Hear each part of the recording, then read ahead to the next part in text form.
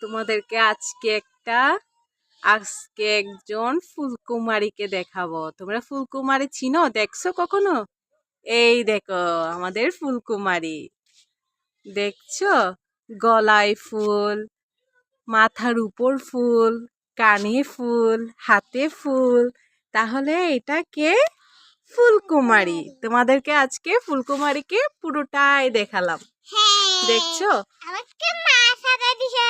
হ্যাঁ, মা সাজাই দিছে, ফুলকুমারী বানাই দিছে পরীকে।